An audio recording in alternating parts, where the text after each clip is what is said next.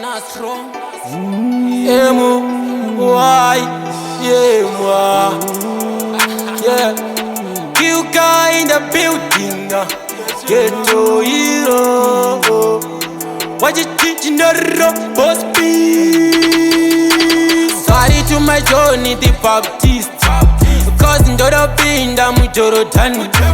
Niga yagare ma mesaya Ife mitemo ine kumindiverenge Mari to my Johnny the Baptist Cause ndoro pinda mujorodani Niga yagare ma mesaya Ife mitemo ine kumindiverenge Meu kama vaindidira jamba Upenyu wangu uri pasi kungelembe Mumoyo mangu mune bundura katuka kungezine Yoda kure urura kuna mesaya Tizi timura inzima Power Ranger Kumbanda izogana na Rosi Zimba dzaka paradzwa nemunyonga Kumidisa vana vevanu mimba ndairamba Taigara ndirimbo mujeri mchawagona Mhepo dzekumatunhu asina mvura dzaindida izi induna Kumabasa kaipa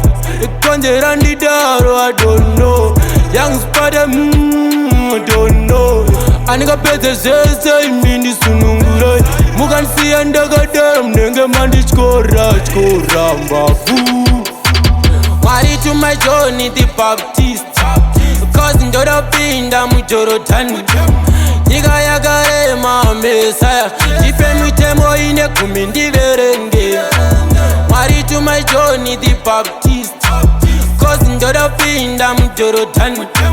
Nyika yakarema mesaya Ipe mitemo ine kumindiverenge Pandakatadzira vese misori senyu Ndava munhu kwaye Handichisina nyembe dziya dzekwarikiyoni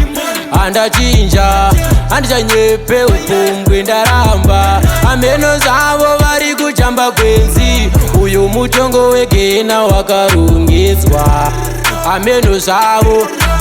zavo Vozi remuzi nevasikana vaye vekunjanji Nevakadzi vemakuwa Where will you be when the kingdoms come? Where will you be when the judgment come? Ameno zavo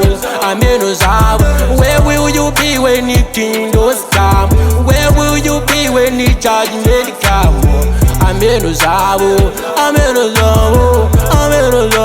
God. Mwari to my Johnny the Baptist Cause ndodopinda mujorodhani Nyika yakarema mesaya Ipe mitemo ine kumindiverenge Mwari to my Johnny the Baptist Cause ndodopinda mujorodhani